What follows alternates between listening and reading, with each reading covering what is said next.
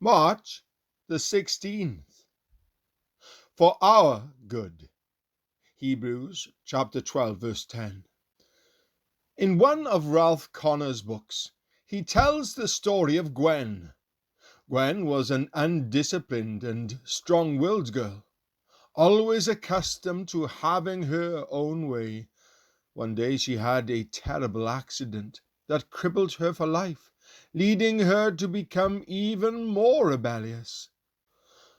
Once, while in a complaining mood, she was visited by a local sky pilot or mountaineer missionary. He told her the following parable about the canyon. At first, there were no canyons, but only the vast open prairie. One day the master of the prairie, walking across his great grasslands, asked the prairie, "Where are your flowers?" The prairie responded, "Master, I have no flower seeds." The master then spoke to the birds, and they brought seeds of every kind of flower, scattering them far and wide.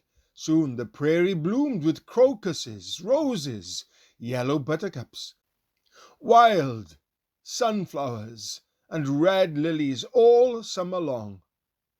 When the master saw the flowers, he was pleased. But he failed to see his favorites and asked the prairie, "Where are the clematis, columbine, violets, wild flowers, ferns, and the flowering shrubs?" So once again he spoke to the birds, and again they brought all the seeds and spread them far and wide. But when the master arrived, he still could not find the flowers he loved the most, and asked, "Where are my sweetest flowers?" The prairie cried sorrowfully, "Oh, master, I cannot keep the flowers. The winds sweep fiercely across me, and the sun beats down upon my breast, and they simply wither up and blow away." Then the master spoke to the lightning, and with one swift bolt the lightning split the prairie through its heart. The prairie reeled and groaned in agony, and for many days bitterly complained about its dark, jagged, and gaping wound. But the river poured its water through the chasm, bringing rich, dark soil with it. Once again the birds brought seeds and scattered them in the canyon. After a long time the rough rocks were adorned with soft mosses and trailing vines, and all the secluded cliffs were draped with clematis and columbine. Giant elms raised their huge limbs high into the sunlight, while at their feet small cedars and balsam firs clustered together. Everywhere violets, anemones, and maidenhair ferns grew and bloomed, until the canyon became the master's favorite place for rest, peace, and joy.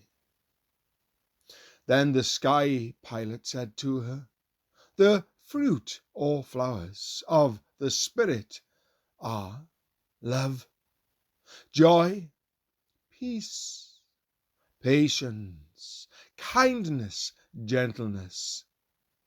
Galatians chapter 5, verses 22 to 23. And some of these grow only in the canyon. Gwen softly asked, "Which are the canyon flowers?" The missionary answered, "Patience, kindness, and gentleness."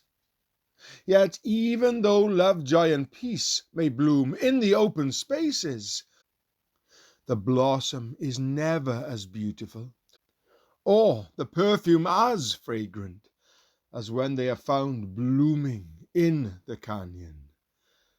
Gwen sat very still for quite some time, and then longingly said with trembling lips, There are no flowers in my canyon, only jagged rocks. The missionary lovingly responded, "Someday they will bloom, dear Gwen. The Master will find them, and we will see them too." Beloved, when you come to your canyon, remember